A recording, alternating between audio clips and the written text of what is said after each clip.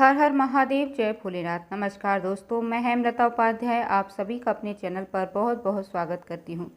दोस्तों, आज श्रावण मास महात्म का 19वां अध्याय हम श्रवण करेंगे। श्रावण मास की दोनों पक्षों की एकादशियों के व्रतों का वर्णन तथा विष्णु पवित्रोपण विधि।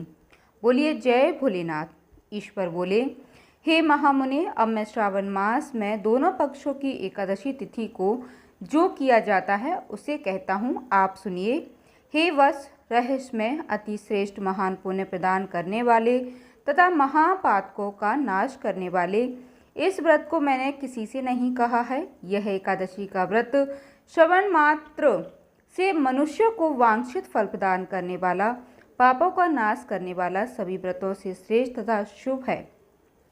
इसे मैं आपसे कहूँगा, आप एकाग्रचित होकर सुनिए। 10वीं तिथि में प्रातःकाल स्नान करके शुद्ध होकर संध्या आदि कर लें और वेदता पुराणज्ञ तथा जितेंद्र विप्रों से आज्ञा लेकर 16 उपचारों से देवादेव भगवान का विधिवत पूजन करके इस प्रकार प्रार्थना करें, हे पुंडरीकाक्ष, मैं एकादशी को निराहार रहकर दूसरे दिन भोजन करूँगा। हे अच्युत, आप मेरे शरणदाता होइए।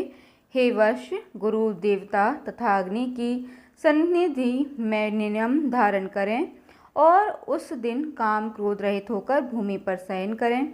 उसके बाद प्रातःकाल होने पर भगवान केशव के मन को लगाएं। भूख लगने तथा प्रखलन, गिरना, ठोकर आदि लगना के समय श्रीधर इस शब्द का उच्चारण करें। हे वश, यह व्रत मोक्ष प्रदान करने वाला है, अतः 3 दिनों तक पाखंडी आदि लोगों के साथ बातचीत, उन्हें देखना तथा उनकी बातें सुनना, इन सब का त्याग कर देना चाहिए। तदनंतर क्रोध रहित होकर पंचगव्य लेकर मध्याह्न के समय नदी आदि के निर्मल जल में स्नान करना चाहिए। सूर्य को नमस्कार करके भगवान श्रीधर की शरण में जाना चाहिए और वर्णाचार की विधि से सभी कृत्य संपन्न करके घर आना चाहिए। वहाँ पुष्प, धूप तथा अनेक प्रकार की नैवेद्यों से श्रद्धापूर्वक श्रीधर की पूजा करनी चाहिए। उसके बाद सुवर्ण में पंचरत्न युक्त श्वेत चंदन से लिप्त तथा 2 वस्त्रों से आच्छादित कलश को स्थापित करके और शंख चक्र गदा युक्त देवादिदेव श्रीधर की प्रतिमा स्थापित कर उनकी पूजा करके गीत, वाक तथा कथा श्रवण के साथ रात्रि में जागरण करना चाहिए। इसके बाद विमल प्रभात होने पर द्वादशी के दिन विधिवत पूजन करके कृत्य होकर बुद्धिमान को चाहिए कि श्रीधर नाम का जप करें। इसके बाद उन शंख चक्र तथा गदा धारण करने वाले देवेश श्रीधर की पुनः पूजा करें और सुवर्ण दक्षिणा सहित कलश ब्राह्मण को प्रदान करें। इस समय ब्राह्मण को विशेष करके नवनीत अवश्य प्रदान करें। इस प्रकार प्रार्थना करें, हे भगवान श्रीधर, आज आप मुझ पर प्रसन्न हो और मुझे अत्युत्तम लक्ष्मी प्रदान करें। हे मुनि श्रेष्ठ, इस प्रकार उच्चारण करके जगत गुरु श्रीधर से प्रार्थना करके श्रेष्ठ ब्राह्मणों को भोजन कराकर अपने सामर्थ्य अनुसार दक्षिणा देनी चाहिए। उसके बाद सेवकों आदि को भोजन कराकर गायों को घास खिलानी चाहिए। इसके बाद मित्रों तथा बंधु बांधवों समेत स्वयं भोजन करना चाहिए। हे सनत कुमार, मैंने आपको यह श्रावण मास की शुक्ल पक्ष की एकादशी व्रत विधि बतला दी। इसी प्रकार कृष्ण पक्ष की एकादशी भी करनी चाहिए। दोनों व्रतों में अनुष्ठान समान है, केवल देवताओं के नाम में भेद है। जनार्दन, मुझ पर प्रसन्न हो, यह वाक्य बोलना चाहिए। शुक्ल एकादशी के देवता श्रीधर हैं और कृष्ण एकादशी के देवता जनार्दन हैं। हे सनत कुमार, मैंने यह आपसे दोनों एकादशियों के व्रत का वर्णन कर दिया है। इस एकादशी व्रत के समान पुण्य व्रत ना तो कभी हुआ और ना होगा। आपको यह व्रत गुप्त रखना चाहिए और दुष्ट हृदय वाले को कभी नहीं प्रदान करना चाहिए। ईश्वर बोले, हे सनत कुमार, अब मैं द्वादशी तिथि में होने वाले श्री हरि के पवित्रोपण व्रत का वर्णन करूंगा। पिछले अध्याय में देवी की कही गई पवित्रोपण विधि के समान ही इसका भी पवित्रोपण है। इसमें जो विशेष बात है उसे मैं बताऊंगा, सावधान चित्त होकर सुनिए। हे महामुनि, इस व्रत के लिए जो अधिकारी बताया गया है उसे आप सुने। ब्राह्मण, क्षत्रिय, वैश्य, शूद्र तथा स्त्री, इन सभी को अपने धर्म में स्थित होकर भक्तिपूर्वक पवित्रोपण करना चाहिए।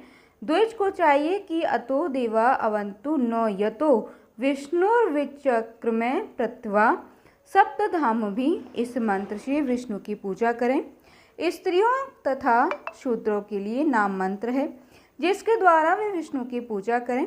इसी प्रकार द्विज कद्रुदाय इस मंत्र से शिवजी की पूजा करें। स्त्रियों तथा शूद्रों के लिए नाम मंत्र है जिसके द्वारा वे शिवजी की पूजा करें। सतयुग में मणि में, त्रेता और सुवर्ण में, द्वापर के में रेशम का और कलयुग में कपास का सूत्र पवित्रक के लिए बताया गया है। सन्यासियों को शुभ मानस पवित्र रोपण करना चाहिए।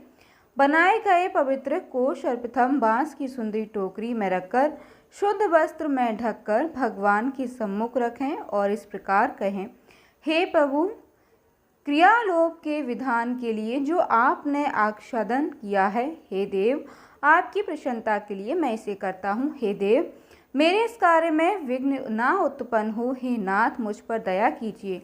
हे देव, सब प्रकार से सर्वदा आप ही मेरी परम गति हैं। हे जगपति, मैं इस पवित्रक से आपको प्रसन्न करता हूँ। ये काम क्रोध आदि मेरे व्रत का नाश करने वाले ना हो। हे देवेश, आप आज से लेकर वर्ष पर्यंत अपने भक्त की रक्षा करें। आपको नमस्कार है। इस प्रकार कलश में देवता की प्रार्थना करके बांस के शुभ पात्र में स्थित पवित्रक की आदरपूर्वक प्रार्थना करनी चाहिए। हे पवित्रक, वर्ष वर्ष की गई पूजा की पवित्रता के लिए विष्णु लोक से आप इस समय यहाँ पधारे, आपको नमस्कार है। हे देव, मैं विष्णु के तेज से उत्पन्न मनोहर सभी पापों का नाश करने वाले तथा सभी कामनाओं को पूर्ण करने वाले इस पवित्र को आपके अंग में धारण कराता हूँ। हे देवेश, हे पुराण पुरुषोत्तम, आप मेरे द्वारा आमंत्रित हैं, अतः आप मेरे समीप पधारें। मैं आपका पूजन करूँगा, आपको नमस्कार है। मैं प्रातःकाल आपको यह पवित्रक निवेदन करूँगा। उसके बाद पुष्पांजलि देकर रात्रि में जागरण करना चाहिए।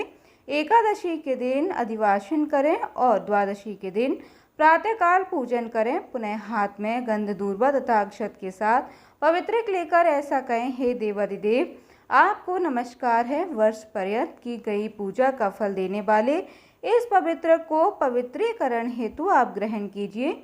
मैंने जो भी दुष्कृत किया है उसके लिए आप मुझे आज पवित्र कीजिए।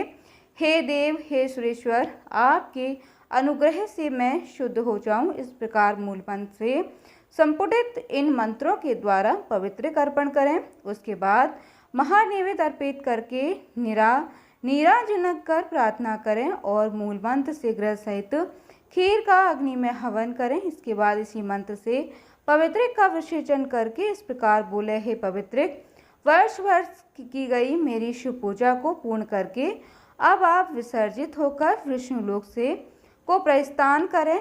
इसके बाद पवित्रक को उतारकर ब्राह्मण को प्रदान कर दें अथवा जल में विसर्जित कर दें। हे वर्ष, मैंने आपसे श्री हरि के इस पवित्र रूपण का वर्णन कर दिया। इसे करने वाला इस लोक में सुख भोग कर अंत में वैकुंठ प्राप्त करता है। हर हर महादेव, जय भोलेनाथ। इसी प्रकार श्री स्कंद पुराण के अंतर्गत ईश्वर संत कुमार संवाद के श्रावण मास महात्म्य उभय कर एकादशी कृत कथन और द्वादशी में विष्णु पवित्र रोपण कथन नामक 19वां अध्याय पूर्ण हुआ। जय भोलेनाथ।